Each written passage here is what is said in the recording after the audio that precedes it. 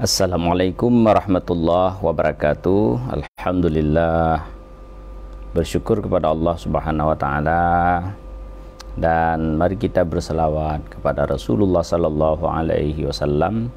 Allahumma shalli ala sayyidina Muhammad wa ala alihi wa sahbihi wasallim. Kawan-kawan semua, bagaimana keadaannya? Mudah-mudahan kita semua dalam lindungan Allah Subhanahu wa taala, terutama Allah melindungi iman kita dan juga melindungi tubuh badan kita, diberikan kesehatan oleh Allah Subhanahu wa taala, senantiasa berada di dalam kebaikan demi kebaikan, dan tentunya mendapat ridha daripada Allah Subhanahu wa taala, insyaallah. Alhamdulillah. Kawan-kawan semua, pada pertemuan kali ini saya menyapa bagaimana keadaannya. Apakah semuanya sehat? Alhamdulillah. Yang masih sakit bersabar, dan teruslah berdoa kepada Allah Subhanahu wa taala agar diberikan kesembuhan oleh Allah, dan juga diberikan hikmah daripada kebaikan dalam masa-masa yang sedang sakit. Kali ini kita akan mencoba melihat apakah obat yang terbaik untuk tubuh badan kita manusia. Baik, yang pertama coba kita kaji bahwa tubuh kita manusia itu terdiri daripada empat unsur ya, empat unsur. Ada unsur api, unsur angin, unsur air, dan juga unsur tanah. Untuk kita supaya sehat, tentunya keempat unsur ini harus seimbang. Begitulah penjelasan dalam kajian ilmu-ilmu kesehatan, khususnya kesehatan Tibun Nabawi. Dan dari keempat unsur tersebut, bila kita telah asal daripada kejadian manusia itu terdiri daripada dua unsur yang sangat jelas penjelasannya dalam ayat-ayat Al-Quran, juga dalam hadis-hadis Rasulullah Sallallahu Alaihi Wasallam. Yang pertama, manusia itu diciptakan daripada tanah ya. Manusia itu diciptakan dari tanah dengan berbagai macam variasi daripada tanah itu sendiri. Kemudian juga manusia itu diciptakan daripada ma'im mahin, daripada air yang hina. Jadi ada dua unsur yang sangat jelas, dan mana unsur yang lebih dekat dengan kita? Tentunya yang diciptakan langsung daripada tanah itu adalah Nabiullah Adam alaihi salam. Ya, Nabi Adam diciptakan daripada tanah, kemudian istri beliau Siti Hawa diciptakan daripada bahagian tubuh daripada Nabiullah Adam alaihi salam. Sementara anak dan cucu Nabiullah Adam alaihissalam semuanya bukan langsung diciptakan daripada tanah, melainkan diciptakan daripada air ya, air yang disebut dengan ma'im mahin atau air yang hina, atau bahasa lain kita sebut dengan sperma. Sperma adalah air yang agak mengental. Yang kemudian daripada itulah Allah Subhanahu wa taala menciptakan anak, istri, anak dan cucu Nabiullah Adam alaihissalam, termasuk kita. Artinya apa? Yang lebih dominan daripada penciptaan kita semua adalah daripada air. Kemudian secara penelitian juga bahwa kandungan tubuh manusia itu terdiri daripada 80% lebih terdiri daripada air. Maka dapat kita simpulkan bahwa air sangat mendominasi kita manusia di dalam penciptaan. Karena itu ya, obat yang terbaik untuk manusia juga sebenarnya adalah air. Jadi air adalah obat yang terbaik. Kalau berbicara dengan obat itu, obat ada macam-macam ya. Ada yang obat pil ya, yang kimia, ada yang obat sirup, ada yang berbentuk air yang rebusan, ada yang berbentuk serbuk ya, ada yang berbentuk kapsul, ada yang berbentuk macam-macam lah. Ada banyak bentuk obat-obat yang kita kenal. Lalu bagaimana sebenarnya obat yang terbaik untuk tubuh badan kita? Inilah yang akan kita bahas berdasarkan daripada bahwa kita lebih dominan air, maka air sebenarnya adalah obat yang terbaik ya. Air apabila bisa dikelola dengan baik untuk obat, maka dia akan menjadi obat terbaik untuk tubuh badan manusia. Masya Allah, subhanallah. Kawan-kawan semua, kita melihat juga dari sisi sunnah bahwa Rasulullah Sallallahu Alaihi Wasallam pernah bersabda dalam hadisnya yang kira-kira maknanya berkenaan dengan wudu, di mana Rasulullah Sallallahu Alaihi Wasallam menyatakan bahwa umatnya pada akhir zaman akan selamat daripada wabak. Jadi wabak akan menimpa dunia dan umat beliau akan selamat dengan cara berwudu. Ya, umatku akan selamat daripada wabak atau virus-virus tersebut karena umatku senantiasa dalam keadaan berwudu. Artinya apa? Ternyata wudu itu bisa menjadi obat untuk virus. Virus apa saja ya, bisa wabak dalam bentuk taun, bisa wabak dalam bentuk COVID ya, seperti yang kemarin, atau wabak yang macam-macam lah. Ya, yang jelas secara sangat jelas Rasulullah Shallallahu Alaihi Wasallam menyatakan bahwa berwudu itu bisa menjadi obat. Kenapa? Karena berwudu itu menggunakan air. Nanti kita bahas bahwa air itu akan bisa menjadi obat apabila air itu disentuh perasaannya. Tapi kita coba kaji dari sisi lain daripada wudu.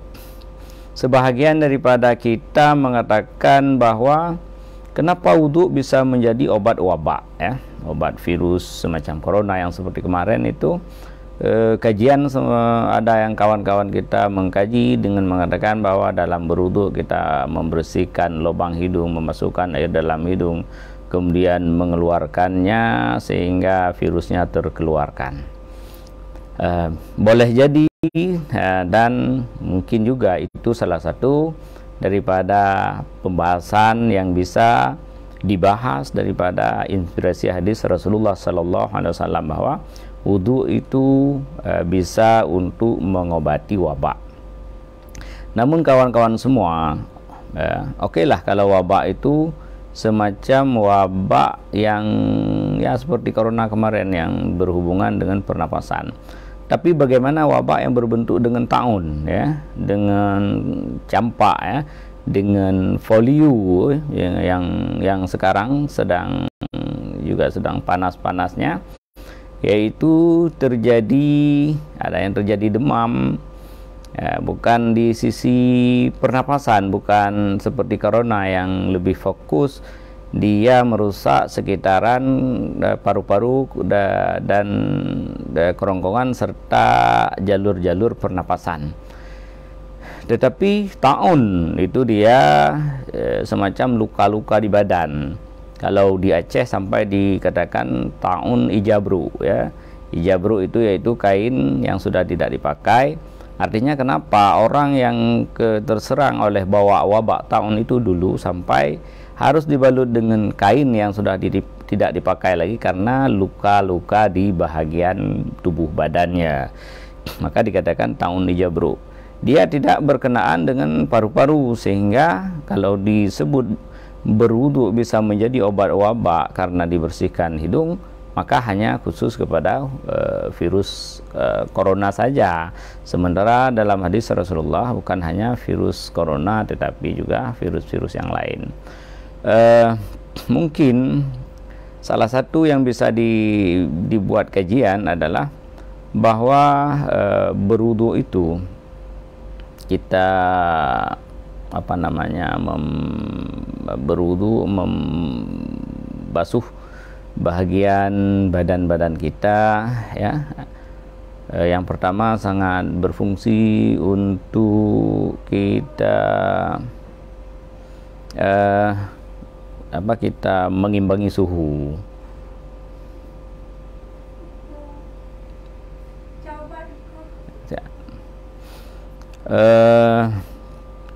Kita mengimbangi suhu. Kenapa? Karena kalau kita panas, sudah pasti kita akan membasuh tubuh badan kita. Misalnya orang kecapean, bagaimana orang yang suhu badannya lagi tidak seimbang, secara insting dia akan mendatangi air, kemudian dia akan membasuh muka, membasuh tangan, menyapu kepala dan membasuh kaki. Itu salah satu diantaranya adalah karena berwudu itu bisa mengimbangi, bisa membuat imbang atau balance tubuh badan, sehingga suhunya menjadi normal. Ketika suhunya menjadi normal, maka dia akan buat antibodi sehingga virus apapun akan susah untuk bisa menyerangnya. Namun kajian yang lebih jauh lagi, ketika kita berwudu, kita telah membuat air tersebut itu menjadi air yang mempunyai molekul yang halus, membuat partikel-partikel air itu menjadi baik, sehingga air itu berubah menjadi obat dan dia sangat cepat meresap ke dalam tubuh badan, sehingga penyakit apapun dalam bentuk penyakit virus itu akan bisa hilang dengan berwudu. Bagaimana kita membuat air itu tersentuh perasaannya? Yaitu ketika kita berwudu, kita membaca yang pertama, a'udzubillahi minasyaitonirrajim, bismillahirrahmanirrahim, asyhadu an la ilaha illallah wa asyhadu anna muhammadar rasulullah. Kemudian kita menyanjung air tersebut sehingga dia terbuka. Bagaimana kita katakan alhamdulillahilladzi ja'alal ma'a tahura. Jadi airnya telah disemangati, airnya telah dibuka, airnya molekulnya menjadi halus, kemudian baru disentuh ke tubuh badan, ya, disentuh ke muka, ya, disentuh ke tangan, ya, disapukan ke kepala. Yang di kepala kita punya ubun-ubun, di saraf-saraf yang penting kita basuh kaki dan lain sebagainya, sehingga full, ya, wudu itu benar-benar maha benar Rasulullah bahwa wudu itu bisa digunakan untuk menghilangkan berbagai penyakit wabak. Kemudian kawan-kawan semua, di antara dalil-dalil yang juga bisa kita kutip juga bahwa Rasulullah Sallallahu Alaihi Wasallam mengatakan salah satu obat, bersabda bahwa salah satu obat untuk demam, ya, salah satu obat untuk demam yaitu mandi di antara dua adzan. Maksudnya mandi di antara dua adzan pada waktu subuh, ya, adzan apa? Adzan yang pertama untuk salat tahajud dan adzan yang kedua tentunya adzan subuh. Jadi sebelum adzan subuh kita mandi, membasuhkan kepala, ya, tentunya dengan air tersebut sudah disemangati pula, maka maka air tersebut atau mandi tersebut benar-benar bisa mengobati demam. Kawan-kawan semua, artinya apa? Rasulullah memberikan isyarat bahwa air itu adalah terbaik untuk kita jadikan obat. Setelah itu kita juga melihat bagaimana Rasulullah Sallallahu Alaihi Wasallam mengambil intisari daripada buah-buahan, ya, dan lain sebagainya. Ya, dalam kajian kita fikih, kita sering mendapat kata-kata nabis, ya, nabis yang mungkin sekarang diartikan dengan infus, ya, infus. Apa infus itu? Yaitu rendaman yang telah buah atau apa yang direndam untuk difermentasikan untuk bisa diambil intinya, kemudian airnya diminum. Maka air tersebut benar-benar mujarab untuk bisa menjadi obat. Rasulullah sallallahu alaihi wasallam sangat menyukai nabis ya daripada rendaman kurma. Rasulullah sangat menyukai cara mengkonsumsi kurma. Beliau masukkan buah kurma itu ke dalam wadah yang berisi air, kemudian direndam sampai 1 kali 12 jam, dan beliau minum air tersebut. Dan juga ada riwayat bahwa Rasulullah mencampuri antara kurma dengan mentimun, ya, mentimun, yang ternyata ya dengan rendaman mentimun tersebut, mentimun setelah diiris-iris kemudian dimasukkan dalam wadah seperti gelas dan dimasukkan air ke dalamnya, direndam, dan air tersebut akan menjadi air obat yang sangat mujarab, luar biasa ya. Jadi benarlah bahwa yang paling baik untuk tubuh manusia sebagai obat adalah air, tetapi air tersebut harus kita semangati dulu, kita sentuh perasaannya. Kawan-kawan semua, jadi sudah ada dua alasan. Alasan yang pertama, 3 alasan ya, Rasulullah sallallahu alaihi wasallam mengarahkan untuk menghadapi virus apa saja itu dengan berwudu. Yang kedua, Rasulullah mengarahkan kita untuk menghilangkan demam itu dengan mandi sebelum azan subuh. Yang ketiga, Rasulullah SAW memberikan sunnah, memberikan contoh teladan bagi kita bahwa untuk mengambil makanan, buah-buahan dan apa saja supaya bisa menjadi obat kita adalah dengan cara membuat dia menjadi infus yang semuanya menggunakan air. Masya Allah, artinya air ini benar-benar akan bisa menjadi obat. Belum lagi penjelasan tentang bagaimana air hujan bisa dibuat obat untuk apa saja, obat sihir, obat apa saja, obat penyakit. Bila penyakit tidak bisa sembuh maka ambil air hujan. Kemudian jangan air hujan yang langsung dari langit, jangan terkena heavy metal, dan baca ayat kursi sampai bilangan 70 kali atau berapa kalilah, dan konsumsi air tersebut, maka seluruh penyakit akan menjadi hilang. Artinya apa? Menggunakan air juga.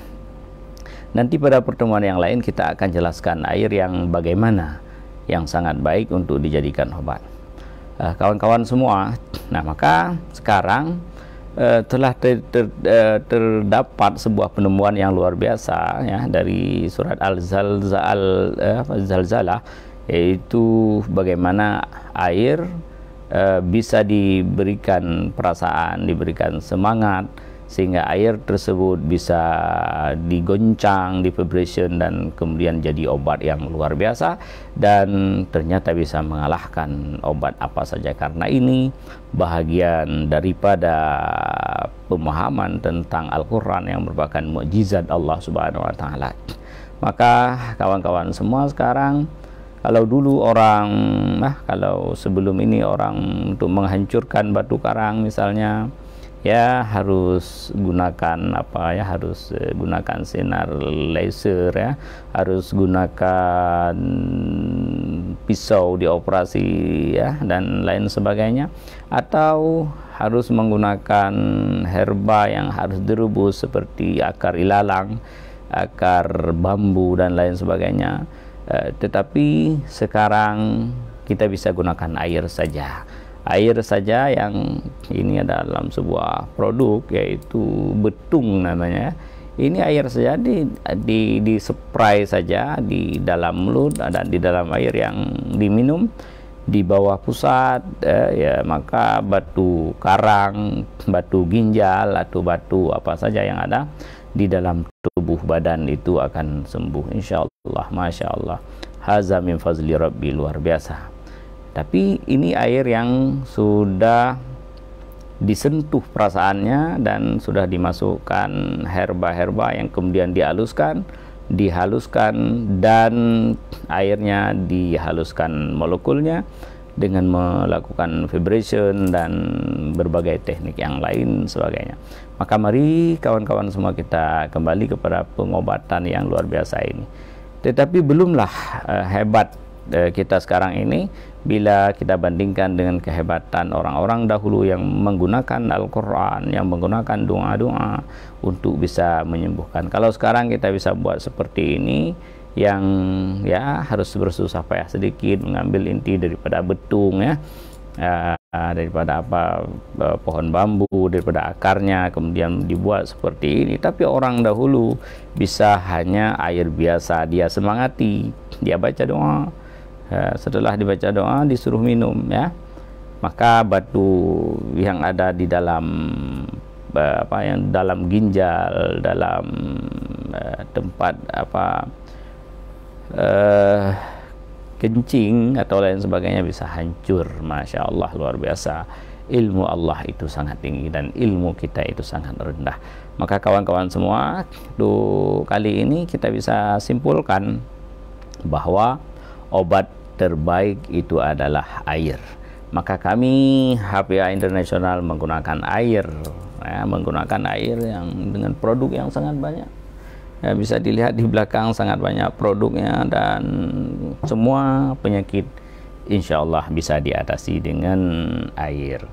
Ya, orang buta matanya yang sangat parah seperti yang dialami oleh Nabi Yakub alaihissalam, kemudian dengan hanya air keringat daripada ananda beliau Nabi Yusuf alaihissalam, dan dengan menggunakan rasa, dengan menggunakan frekuensi, kemudian dengan mukjizat Allah subhanahu wa ta'ala, Nabiullah Yakub alaihissalam sembuh daripada kebutaannya. Insya Allah ini adalah obat akhir zaman, dan kita mesti berjuang untuk mempertahankan kehebatan Islam ini. Insya Allah. Allahu Akbar. Subhanaka astaghfiruka wa atubu ilaik, wa la haula wa la quwata illa billahil aliyil azim. Assalamualaikum warahmatullahi wabarakatuh.